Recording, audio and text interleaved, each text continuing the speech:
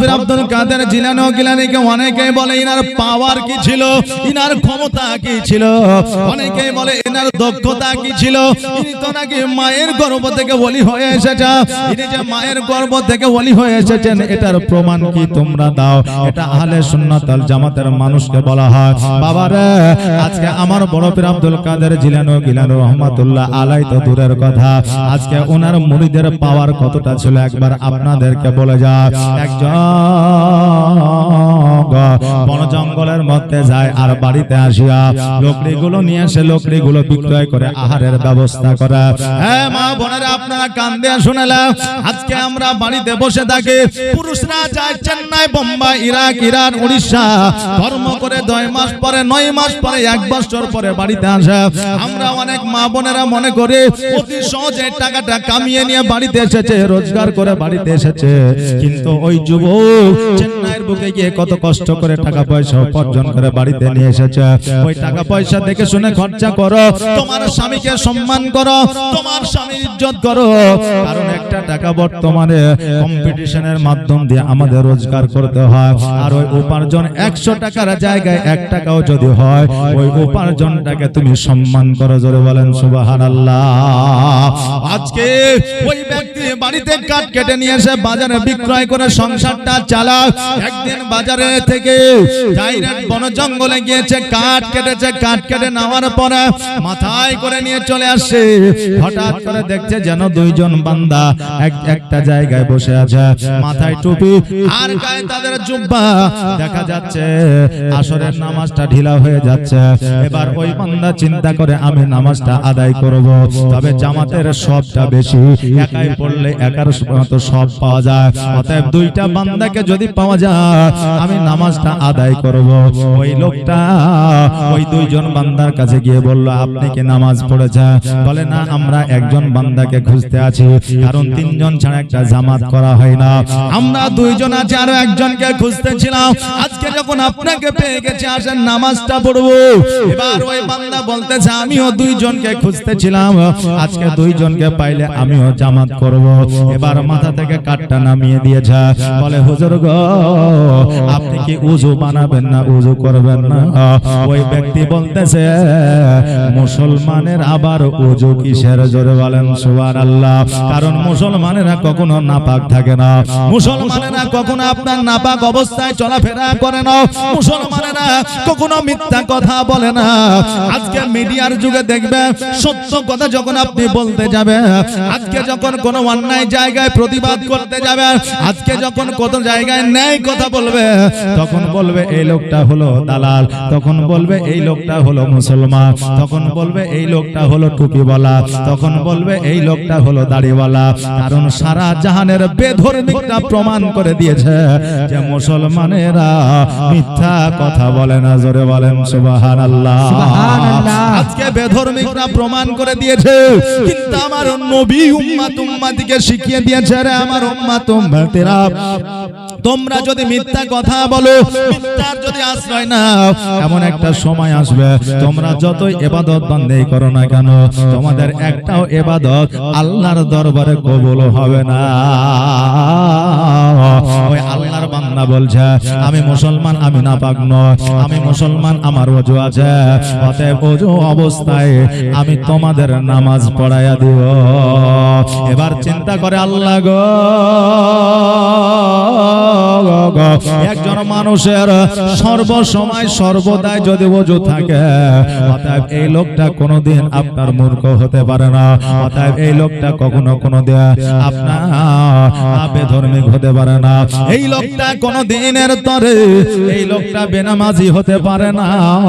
অতএব আল্লাহ এই লোকটাকে দেখে তো মনে হয় না, কারণ হইল তার মাথায় বড় বড় চুল আছে, একদিনও পর্যন্ত চুলটা আপনার সিঁথি মারেনি, একদিনও পর্যন্ত চুলের মধ্যে আপনার কি বলে তেল দেয় না, একটা দিনের জন্য পোশাকটা প্রেস করে না, আয়রন করে না, এই পোশাকে এত ময়লা দেখে মনে হচ্ছে পোশাকটা বহু বছর ধরে পরিষ্কার করে না। অতএব নিজে পবিত্র আছে এটা কেমন করে বলতে পারে? একজন মুসলমান নাপাক থাকে না, একজন মুসলমান অপবিত্র থাকে না, এই কথা যখন বলেছে আমার দৃঢ় বিশ্বাস এই লোকটা মুমিন, তার মধ্যে কোনো সন্দেহ না। বলে হুজুর আপনি ইমামতিটা করা। বলে আমি ইমামতি কেমন করে করব? তোমরা ইমামতিটা করো, কারণ সময় বেশি না। আসরের ওয়াক্ত পার হয়ে গেলে মাগরিবের ওয়াক্ত চলে আসবে। আর যদি আমি নামাজ পড়াতে যাই, আমার দিল, আমার অন্তর, আমার মন যতক্ষণ না ভরবে ততক্ষণ পর্যন্ত 4 রাকাত নামাজ কমপ্লিট হবে না। অতএব তোমরা যদি যাও দ্রুত ভাবে নামাজটা তোমাদের কমপ্লিট হবে। কারণ আমার আল্লাহ তাবারাক তাআলা বলেছে, ইয়া আইয়ুহাল্লাযীনা আমানুস্তাঈনু বিস-সাবরি ওয়াস-সালাহ ইন্নাল্লাহা মা'আস-সাবিরিন। তোমরা নামাজের মধ্যে ধৈর্য অবলম্বন করো।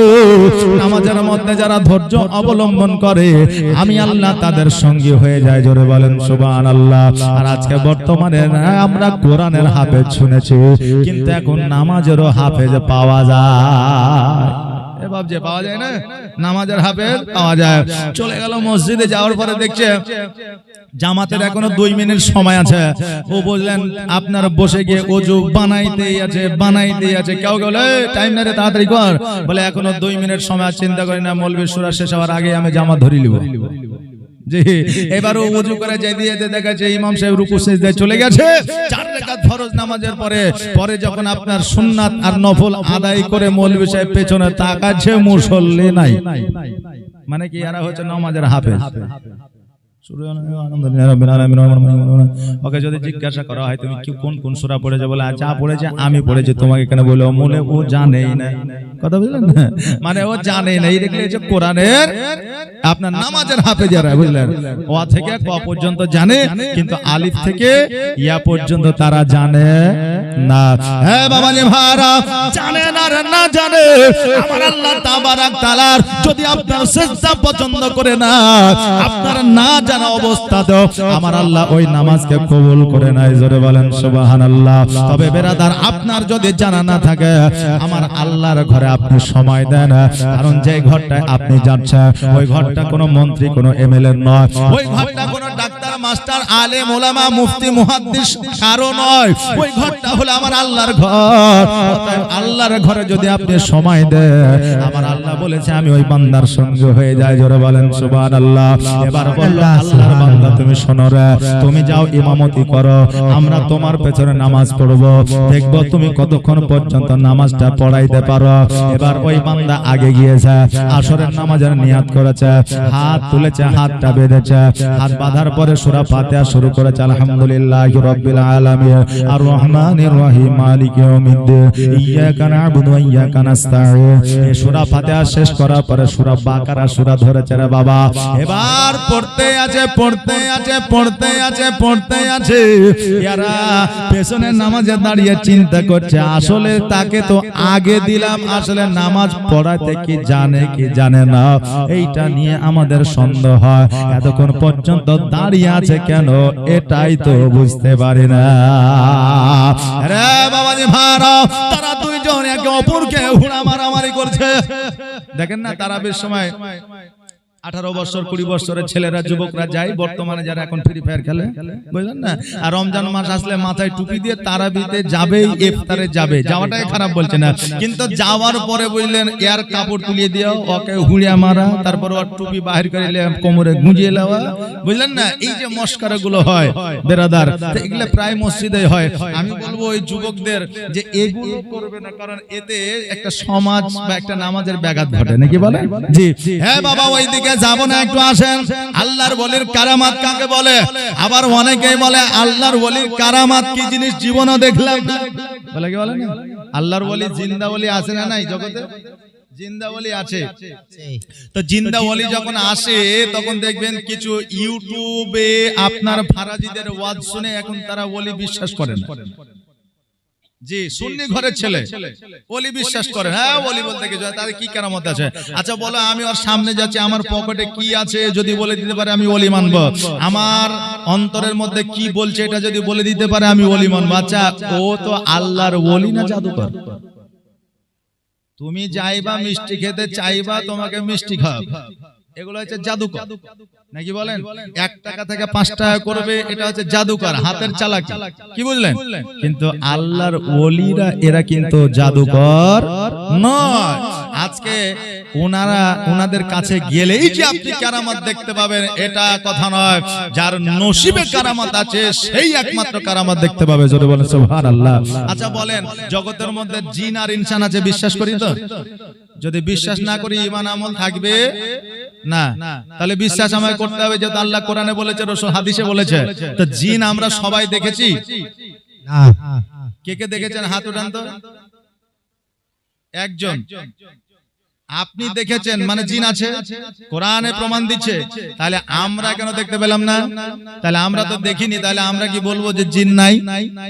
বলবো জি, জিন ওই ব্যক্তি দেখতে পাবে আল্লাহ তাবারাক তাআলা যার তাকদীরে লিখে দিয়েছে, আল্লাহ তাবারাক তাআলা যার নসিবে লিখে দিয়েছে, সেই জিন দেখতে পাবে।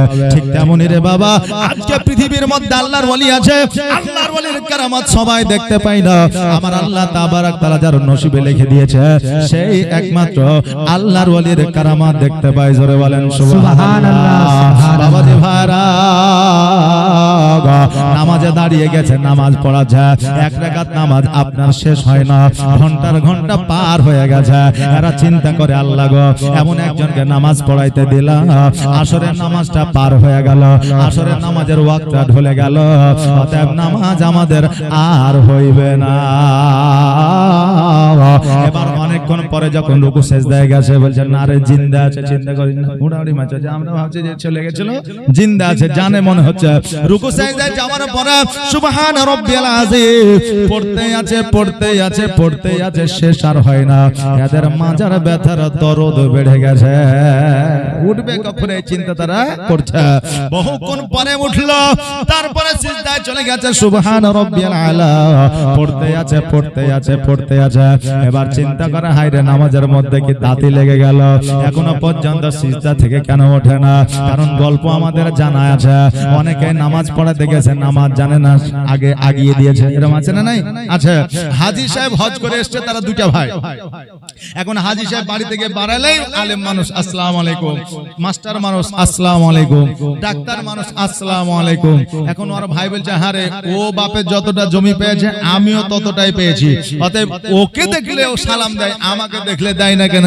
তার বন্ধুরা বলছে, হ্যাঁ রে খেপা, জমি জায়গা টাকা পয়সার এ সম্মান লয়, এ সম্মান হলো ওই যে মাথায় টুপি, গায়ে পাঞ্জাবি আর পরনে পায়জামা, এটাই হলো তার সম্মান। তাই পরের দিন বুঝলেন আসরের পরে বিকেল বেলা আপনার ভাইয়ের জুব্বা পরে মাথায় টুপি দিয়ে সাইকেল নিয়ে বেরিয়ে গেছে।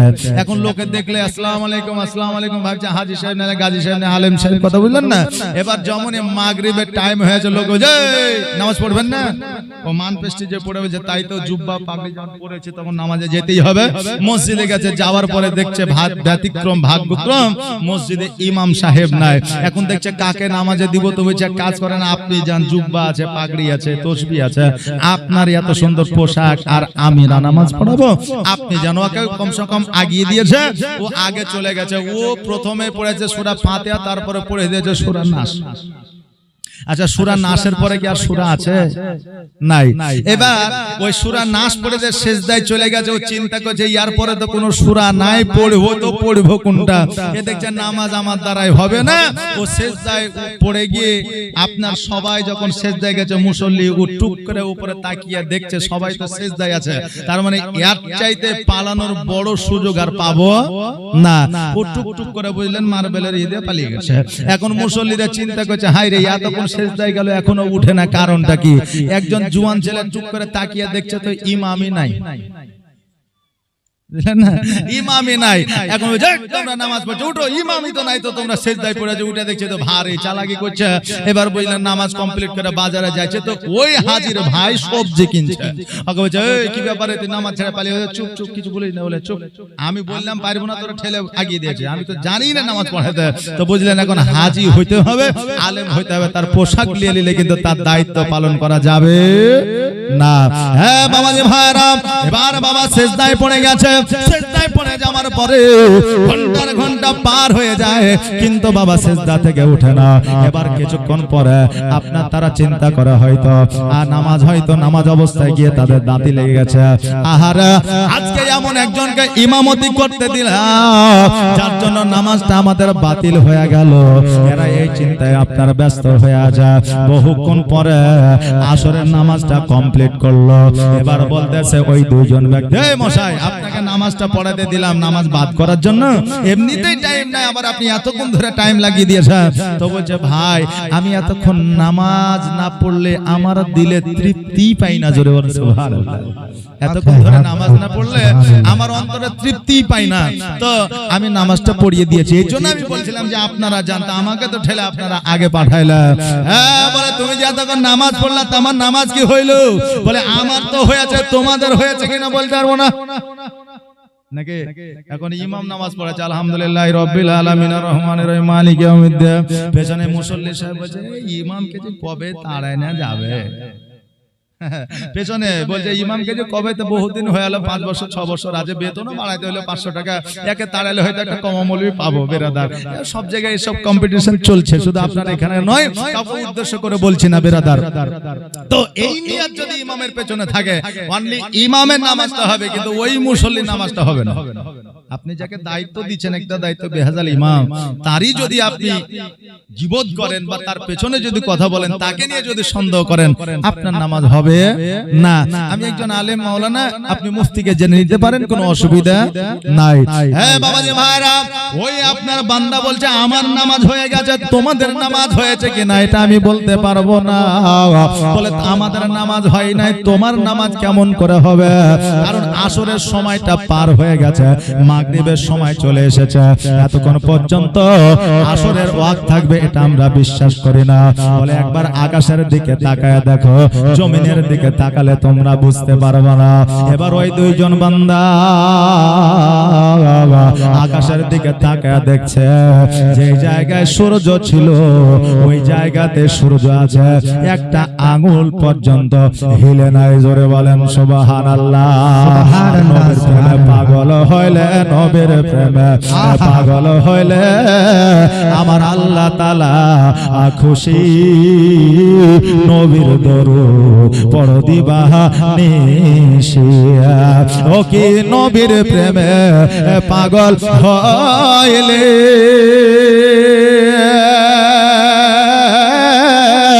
আমার আল্লাহ তাআলার দিদার মিলে গো। থাকো যদি যদ বাহালে, থাকো যদি আজদ বাহালে, হইয়া প্রেম দাসী নবীর দরুদ পড় দিবা নিশি। আল্লাহুম্মা সাল্লি আলা সাইয়্যিদিনা মাওলানা মুহাম্মদ ওয়া আলা সাইয়্যিদিনা মাওলানা মুহাম্মদ। বাবাজি ভাইরা, ওই আল্লাহর বান্দা বলতেছে, শোনো রে, আজকে যে আমি তোমাদের নামাজ পড়াইলাম, তোমাদের আমার সঙ্গে নামাজ হয়ে গেছে। বলে এতক্ষণ পর্যন্ত তুমি কি সূরা পড়েছো? বলে আমি সূরা বাকারা পুরো পড়েছি। সূরা বাকারা পড়ার পরে দ্বিতীয় রাকাতে এমন একটা সূরা ধরেছে, যেই সূরাটা ছিল বড় সূরা। বলে এত বড় সূরা তুমি ধরে কি পেয়েছো? বলে আমি এত বড় সূরা ধরে আমি এটাই পেয়েছি রে বাবা, যে আল্লাহ তাবারক তাআলার তরফ থেকে আমি নিজ চোখে রহমত দেখি। জোরে বলেন সুবহানাল্লাহ। বলে রুকু সিজদায় 3 বার সুবহানা রাব্বিয়াল আযীম পড়ে, সিজদায় 3 বার সুবহানা রাব্বিয়াল আলা পড়ে। অতএব তোমার এত কেন দেরি হয়ে গেল? সেই বান্দা বলতেছে, শোনো গো, আমি যতক্ষণ পর্যন্ত আল্লাহ তাবারক তাআলা দিদার না পাই, আমি অতক্ষণ পর্যন্ত সিজদায় রত হইয়া সুবহানা রাব্বিয়াল আলা পড়ে যাই। জোরে বলেন সুবহানাল্লাহ। অতক্ষণ পর্যন্ত আমি সুবহানা রাব্বিয়াল আলা পড়ে, অতএব আমি ইবাদতের মাধ্যমে যতক্ষণ পর্যন্ত আল্লাহকে না দেখে ততক্ষণ পর্যন্ত আমি ইবাদত সম্পন্ন করি না। আমাকে পাগল দেখে উস্কো খুস্কো দেখে আজকে আমার শরীর দেখে আমাকে বিচার করিও না। আজকে আমি হলাম বড় পীর আব্দুল কাদের জিলানী গিলানি রহমাতুল্লাহ আলাইহির হলাম গোলাম। জোরে বলেন সুবহানাল্লাহ। আজকে ওই বান্দা জগতের কোন সাধারণ বান্দা ছিল না, ওই বান্দার নাম ছিল হযরত ওসমান হারুনি রহমাতুল্লাহ আলাইহি। জোরে বলেন সুবহানাল্লাহ। আজকে আমার বড় পীর আব্দুল কাদের জিলানী গিলানি রহমাতুল্লাহ আলাইহির মুরিদের যদি এত পাওয়ার হয়, আমার বড় পীরের কত পাওয়ার ছিল। আহারে বাবা, পীর আছে বুঝলেন, এলাকায় এক আধজনের এক একটা ডিপার্টমেন্ট আছে। কোন পীর কাওয়ালি করে, কোন পীর উরুস করে, কোন পীর বাজনা বাজায়, কোন পীর গাঁজা খায়। আছে না নাই? এ বাবা আছে না নাই? কোন পীর বলছে নামাজি নাই, কোন পীর বলছে নামাজি নাই, 5 ওয়াক্ত নামাজ পড়েছে কাজা করেনি। অতএব এমন পীর জগতে আছে মুরিদ হয়ে চলে আসছে, বলে নামাজ কোরআনে নাই। কি বলছে? বলছে নামাজ কোরআনে নাই। হ্যাঁ বাবাজি ভাইরা, একটা কথা বলে যায়, আজকে শুরু থেকে নিয়ে শেষ পর্যন্ত যত ওলি আউলিয়া গাওস কত পীর পয়গম্বর এসেছে, সবাই নামাজ পড়েছে। আমার নবী জগতের মধ্যে আসার পরে আজকে থেকে 1446 হিজরি আগে নামাজ আমাদের উপরে ফরজ হয়েছে। কিন্তু আগে ইব্রাহিম আলাইহিস সালাম, ঈসা আলাইহিস সালাম, মুসা আলাইহিস সালামের আমলে নামাজ বাবা ফরজ ছিল না, কিন্তু নামাজ তিনাদের আমলেও ছিল। জোরে বলেন সুবহানাল্লাহ। তখন নামাজ নফল ছিল, তিনারা এই নফল ইবাদত করেছে রে বাবা। আর বর্তমানে কেউ বলছে নামাজ পড়া লাগবে না। আজকে আপনাদের একটা কথা বলে যায়, বলে মুরিদ হইলে কোনো উপকার পাওয়া যায় না। কি করে উপকার পাওয়া যাবে? কারণ বর্তমানে কিছু বই আছে রে বাবা, যারা টাকার গাদা দেখে, তারা মুরিদ দেখে না। আজকে যেই মুরিদের আপনার টাকা বেশি আছে, আজকে তার মাথায় হাত বুলাবে। যেই মুরিদের টাকা না, গরিব মানুষ, তাকে বলবে দূরে থাকো, দূরে থাকো, কাছে আসা লাগবে না, এখান থেকে দোয়া করে দেব।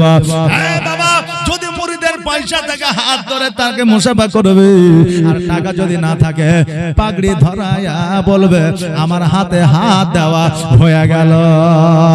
আরে বাবা, এরা হলো ধর্ম ব্যবসায়ী, এরা আসলে আল্লাহর ওলি নয়। প্রাকৃতিক ভাবে যারা আল্লাহর ওলি হবে, তারা কখনো দুনিয়ার ধনে সম্পদের লোভী হবে না। তারা জগতের মধ্যে কখনো তারা হীরামণি মুক্তা চাইবে না, তারা মানুষের ভালাই চাইবে। তাদের কখনো আপনার চকচকা ঝকঝকা পোশাক থাকবে না, তাদের মার্বেল টালি দিয়ে বাড়ি থাকবে না। যদি এটা পরীক্ষা করতে হয়, বেশি দূরে নয় রে বাবা। আজকে আপনাদের এইখানে মালদার বুকে আজকে আপনি চলে যান পান্ডুয়া শরীফে, আজকে যে মাজার আছে এত বড় আল্লাহর ওলি, আজকে এই আল্লাহর ওলির মাজারটা স্বর্ণ দিয়ে মুড়ানো থাকতো। কি বলে? যে স্বর্ণ দিয়ে মুড়ানো থাকতো। কিন্তু আজকে ওনারা টাকা চাই নাই, পয়সা চাই নাই, ধন সম্পদ চাই না, তিনারা চেয়েছে মানুষকে পরিবর্তন করে দেয়। বাবাজি ভাইরা, আজকে পীরও যেমন হয়েছে মুরিদও হয়েছে। পীরের পরিবর্তন নাই, মুরিদের পরিবর্তন না। আজকে বলে যায় আপনার মুরিদের পরিবর্তন কাকে বলে? এগুলো আমাদের দরকার আছে, শোনার না নাই? আছে না নাই? ওলির শানে জালসা। শুধু জীবনী শুনবেন তাহলে কি হবে? আমাদের কিছু প্র্যাকটিক্যালের দরকার। জীবনী তো মালদায় প্রচুর হয়, 5 দিন 7 দিন। আপনার গোলাপগঞ্জে 7 দিন জীবনী আছে, আমার 1 তারিখ থেকে গেলে 7 তারিখ পর্যন্ত। জি, তাহলে 7 দিন জীবনী শুনছেন। আজকে প্র্যাকটিক্যাল আল্লাহর ওলিদের কিছু কাহিনী, কিছু কারামাত আপনারা শুনে যান। আপনার মুরিদ হইলে পরিবর্তন অবশ্যই হওয়া যায়। আমার বড় পীর আব্দুল কাদের জিলানী গিলানি রহমাতুল্লাহ আলাইহির কাছে একজন মুরিদ যাইয়া বলছে, হুজুর গো, আমি আপনার কাছে মুরিদ হব, কিন্তু আমার একটা শর্ত আছে।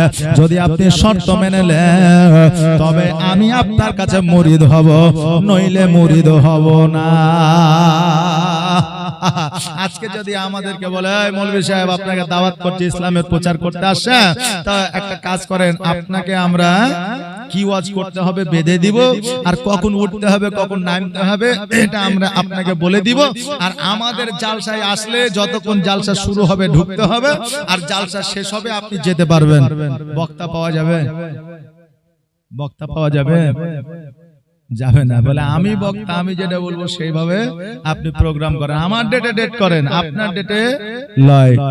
কিন্তু আমার চাইতে আপনার চাইতে বড় বড় মুহাদ্দিস, বড় বড় আলিম ওলামার চাইতে কি আমার বড় পীর আব্দুল কাদের জিলানী ও গিলানী রহমাতুল্লাহ আলাইহি কি কমা ছিলেন? জি ছিলেন না। উনি বললেন মুরিদ, আজকে তুমি যেই শর্ত দিবা সেই শর্ত আমি মেনে নিব, কিন্তু তুমি আমার মুরিদ হয়ে যাও। বলে হুজুর গো, আমার যে শর্ত আছে শর্ত বহুত কড়া। বলে কি শর্ত বলো? বলে হলো 1 নম্বর শর্ত হলো আমি মুরিদ হইলে নামাজ পড়তে পারবো না। 2 নম্বর শর্ত হইল আমি মদ্যপান করে মদ্যপান করা বন্ধ করতে পারবো না। 3 নম্বর শর্ত হলো আমি চুরি করে ডাকাতি করে এই চুরি ডাকাতি বন্ধ করতে পারবো না। আর 4 নম্বর শর্ত হলো আমি রোজা করতে পারবো না। আমরা হলে বলতাম তুই দূর হয়ে যা, ইসলামের শর্ত আর কি মানলে যে তুই মুরিদ হবে নাকি? হ্যাঁ, আমরা বললে বলতাম তুই চলে যা।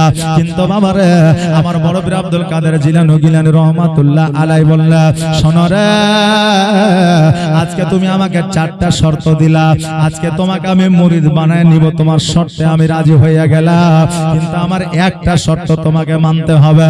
বলে কি শর্ত? বলে আমার একটাই শর্ত হলো এটা, তুমি পৃথিবীর যেই কর্নারে থাকো না কেন, তুমি যাই করো না কেন, মদ্যপান করো না কেন, চুরি ডাকাতি করো না কেন, আজকে তুমি রোজা নামাজ পড়ো या না পড়ো, কিন্তু খোদার ঘর মসজিদে যখন 5 ওয়াক্ত আজান হবে, ওই আজানের সময় তুমি কোনো কাজ করতে পারবে না।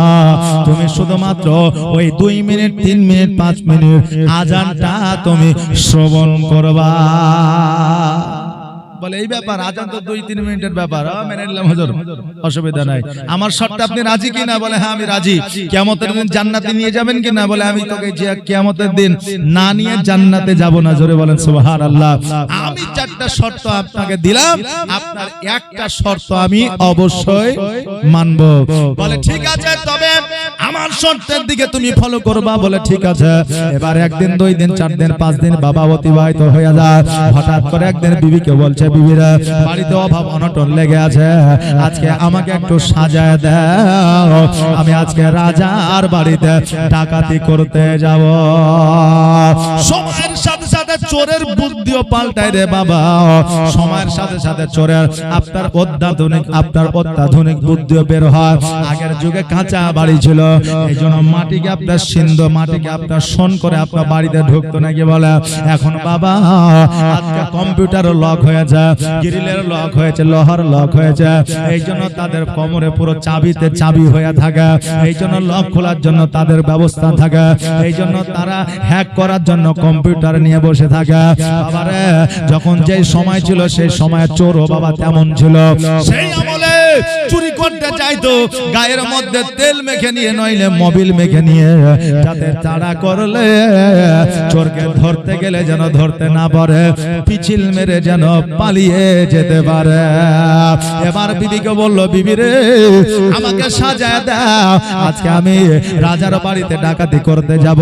এবার বিবি বাবা খুব যত্ন করে তেল মাখায়া দিল। আজকে 100-র মধ্যে 99টা বিবি স্বামীর হারাম রোজগারের পেছনে ওই বিবিদের হাত থাকে। জোরে বলেন নাউজুবিল্লাহ। আপনি বলবেন কেমন করে? স্বামী আমার উপার্জন করে, আমি জানি না কোথা থেকে উপার্জন করে, কিভাবে নিয়ে আসে আমি জানি না। আমি বলবো মারে, একজন স্বামী যখন উপার্জন করে টাকা বাড়িতে নিয়ে আসে, ওই কিসের থেকে কোথা থেকে টাকাটা আসলো তুমি জানার চেষ্টা করো না। কোন ব্যবসা করছে, সুদ খাচ্ছে না গাঁজা খাচ্ছে, নাকি সে চুরি করে নিয়ে আসছে, এটা তুমি জানার প্রয়োজন মনে করো না। আবার কিছু বিবি আছে যারা জানে যেটা সুদের টাকা, তারা বলে তুমি যা করবা করো, আমি খাইতে পাইলে হইলো, পড়তে পাইলেই হইলো।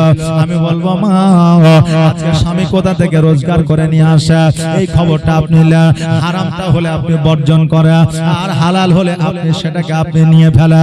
কারণ বিবি যদি বলে স্বামী গো এই হারাম টাকা বাড়িতে উঠাইতে পারবো না, আর হারাম টাকা যদি তুমি উপার্জন করে নিয়ে আসো আমি তোমার সংসার করব না, ওই স্বামী হারাম টাকার জন্য বিবি সন্তানকে হারাতে চাইবে না। বাবা যে ভাইরা আমার মায়েরা, এই জন্য অনেক বিবিরা যা জানে স্বামীরা কিভাবে উপার্জন করে। এবার স্বামীকে আপনার সুন্দরভাবে তেল মাখায়া দিল, মধ্যরাত্রিতে রাজার বাড়িতে চলে গেল। এবার রাজার বাড়িতে যাওয়ার পরে একটা ঘরের মধ্যে প্রবেশ করেছে, যে ঘরের মধ্যে সোনা মণি মুক্তা রয়েছে। সোনা মণি মুক্তা দেখে তার মনটা খুশি হয়ে গেছে। আমি কোনটা নিবার কোনটা ছাড়বো, কোনটা ব্যাগে ভরবার কোনটা নিব না, এই চিন্তায় চিন্তিত হইয়া আনন্দে আনন্দিত হইয়া রাত যেন বাবা অতিবাহিত হতে আসা।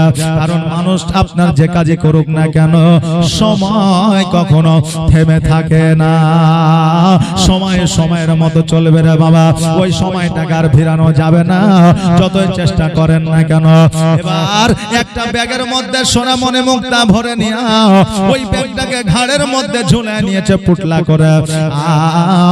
যেমনই বাবা দরওয়াজায় এসে আপনার পা দিয়েছে অমনি যেন মসজিদে আজান শুরু হয়ে গেছে। আল্লাহু আকবার, আল্লাহু আকবার, আল্লাহু আকবার, আল্লাহু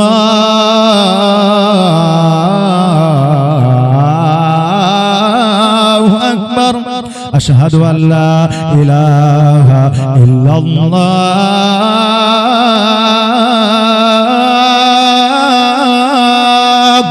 আশহাদু আল্লা ইলাহা ইল্লাল্লাহ। আজান বাবা পুরা দেওয়া যাবে না, মনে হয় একটা বেজে গেছে নাকি? আজান বাবা পুরা দেওয়া যাবে না।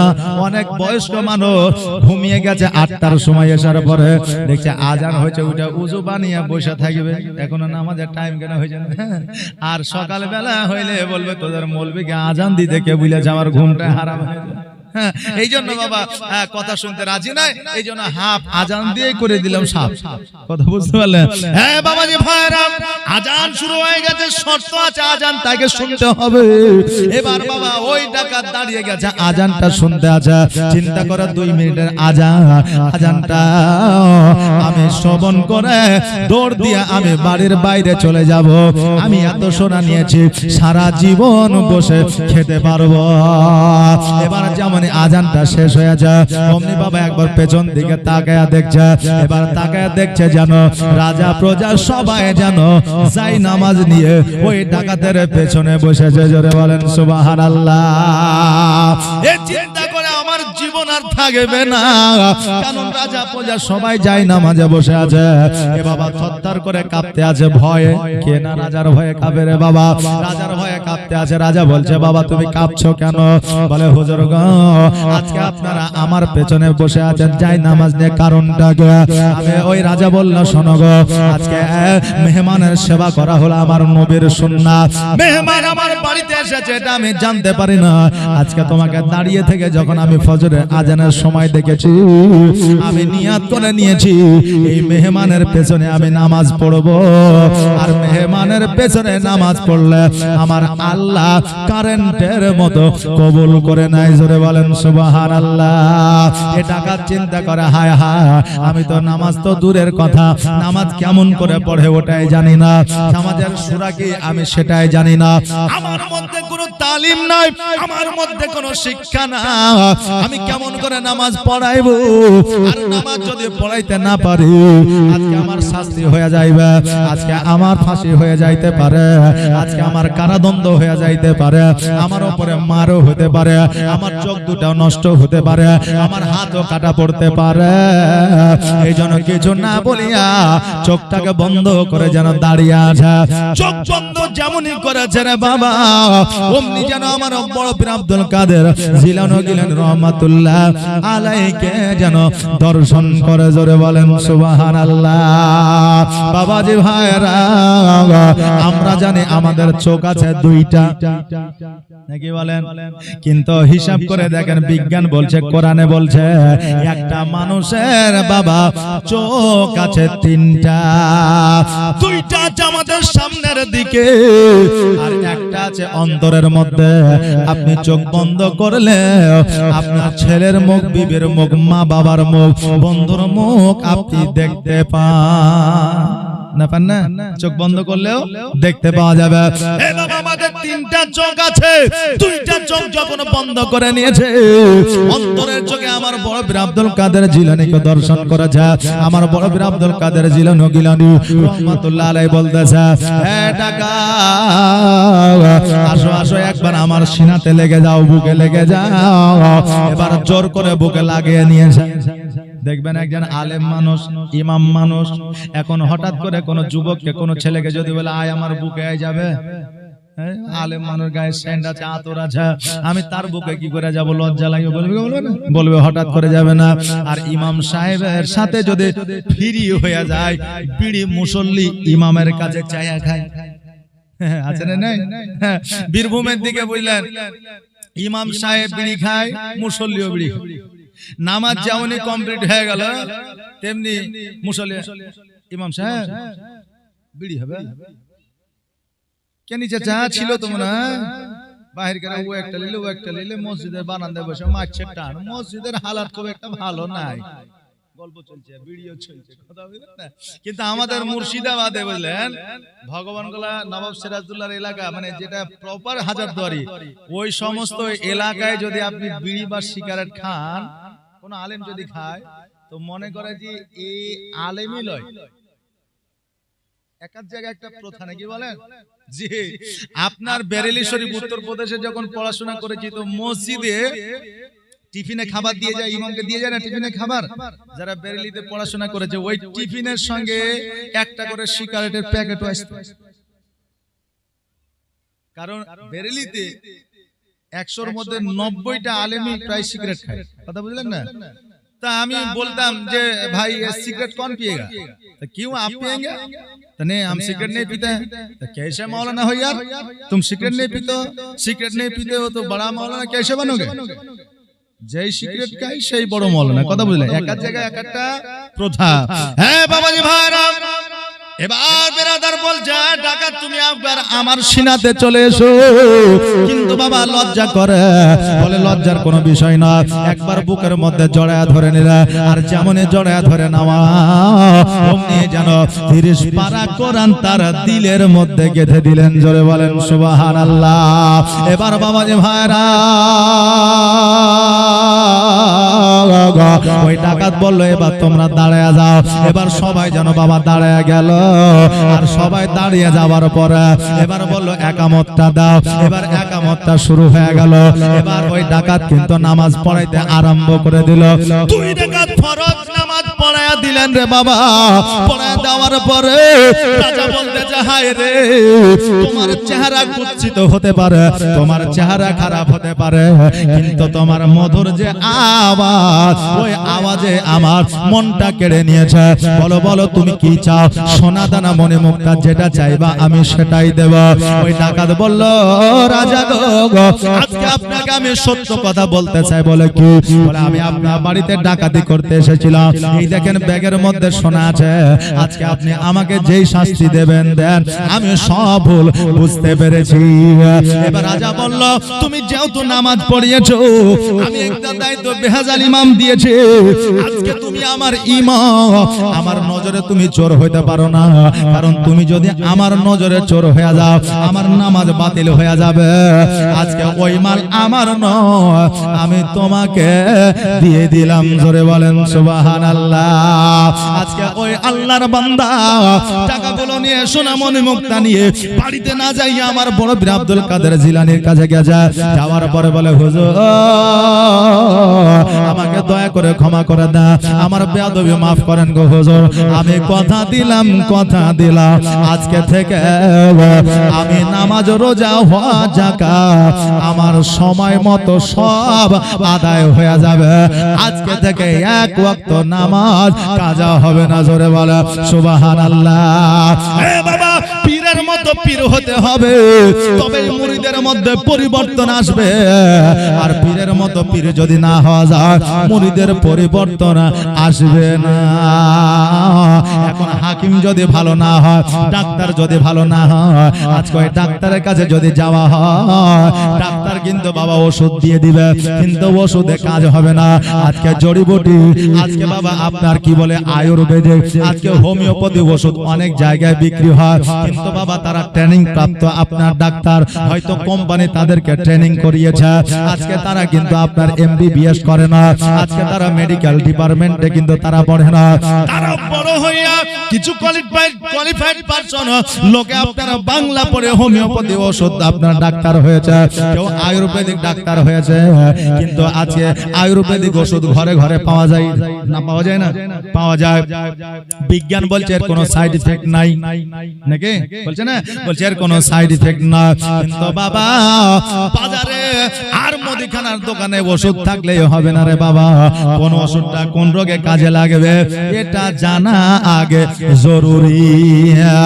এই জন্য বাবা মুরিদ এমন জায়গায় হতে হবে, আসলে আপনার মুরিদকে কেমন করে পরিবর্তন করতে হবে তার যদি জানা থাকে, অবশ্যই ওই মুরিদের আপনার পরিবর্তন ঘটবে, নইলে তার পরিবর্তন ঘটা সম্ভব নয়। আল্লাহর নবী নূরে নবী গো, আপনি নবী আমার জীবনের জীবন, আপনি আমার জীবন সাথী, অন্ধকার কবরের বাতি, আপনি নবী আমার নির্জনের একজন। আল্লাহর নবী নূরে নবী গো, আপনি নবী আমার জীবনের জীবন। আর দেখে আপনার মুজিজা ভাগবতে খাদিজা সপে দিল নবী আজীবন আর যৌবন। আল্লাহর নবী নূরে নবী গো, আপনি নবী আমার আজীবনের জীবন। বাবা যে ভাড়া আমার আল্লাহ তাবারাক তাআলা আজান জগতের মধ্যে দিয়েছে রে বাবা। এই জন্য বড় পীর আব্দুল কাদের জিলানী রহমাতুল্লাহ আলাইহি আজান শোনার শর্ত দিয়েছে। এই বাবা জগতের মধ্যে পরিষ্কার পরিশুদ্ধ যদি একটা কিছু থাকে সেটা হলো আজান। আজান যে দিবে বিনা হিসাবে জান্নাতে যাবে। আল্লাহ তাবারাক তাআলা বলে দিয়েছে যে 5 ওয়াক্ত আজান দেবে মুয়াজ্জিন হবে, কিয়ামতের দিন তার মাথাটাকে উঁচু বানায়া দেওয়া হবে। জোরে বলেন সুবহানাল্লাহ। কিয়ামতের দিন সবার চাইতে তার মাথাটা উঁচু হবে। বাবারে আজকে চেহারা দেখে মানুষকে বিচার করবেন না, কারণ সব চাইতে কুৎসিত বেকার চেহারা ছিল হযরতে বেলালের। সবচেয়ে কুৎসিত বেকার চেহারা ছিল বেলালের। মানুষ দেখতে পারতো না, আদর করতো না, যত্ন করতো না। মানুষ বেলালকে দেখলে সালাম দিত না, মানুষ বেলালকে দেখলে দূর দিয়ে চলে যেত, ছাওয়াটা দাওয়াইতো না। কিন্তু ওই বেলালের আজান যতক্ষণ পর্যন্ত আমার আল্লাহ তাবারাক তাআলা না শুনতে, ততক্ষণ পর্যন্ত অন্ধকার কেটে আলো হইতো না। সুবহানাল্লাহ। আরে জগতের মধ্যে মানুষের কাছে খারাপ হইলে কি হবে? আপনি আল্লাহর কাছে প্রিয়। হকে হকে সুবহানাল্লাহ। আজকে আমরা মানুষ কালো ধলো ন্যাংরা লইলা কানা কুইজা সবাই আছি জগতে, নাকি বলেন? জি। কিন্তু আমি আপনি কি কোনটাকে বানিয়েছি? কে বানিয়েছে? আল্লাহ। তা আল্লাহ যদি বানাই, তা আমাদের সাধারণ নরমাল প্রশ্ন কোশ্চেন হলো যে আল্লাহ যদি বানালো তো সবাইকে ভালো কেন বানালো না? কালো ন্যাংরা লইলা কানা কুইজা কেন বানাইলো? রোগ কেন দিল? এটা কেন হলো, ওটা কেন হলো? আল্লাহ বলছে আমি যাকে কানা বানিয়েছি, লোকের ভালো লাগুক আর না লাগুক, আমার ভালো লেগেছে তাই কানা বানিয়েছি। জি। আমি যে কালো বানিয়েছি, লোকের পছন্দ হোক আর না হোক, আমার পছন্দ তাই আমি তাকে কালো বানিয়েছি। কথা বুঝলেন না? আপনি শুকরিয়া আদায় করেন। কালো আপনি, আপনাকে মানুষ ঘৃণা করে, রাগ করবেন না। কালো আপনি বিয়ে করে না, আপনাকে টেনশন নিয়েন না, চিন্তা করিয়েন না। আরে মানুষ পছন্দ না করলে কি হলো, আমার আল্লাহ তো আপনাকে পছন্দ করে। জি যে মানুষের সাথে কোনো সাথ নাই। আজকে যদি আপনার উপার্জন না থাকে, টাকা পয়সা না থাকে, আজকে আপনাকে গুরুত্ব দেবে না। আগামী কালকে মারা যা, 1 মাস 40 দিন, 1 বছর 2 বছর মনে রাখবে, 3 বছরের বেলায় আপনাকে আর মনে রাখবে না। বাবারে, এই জন্য মানুষের প্রিয় না হইয়া আল্লাহর প্রিয় হয়ে যা। এই জগৎ মঙ্গল হবে, পরের জগৎ মঙ্গল হবে।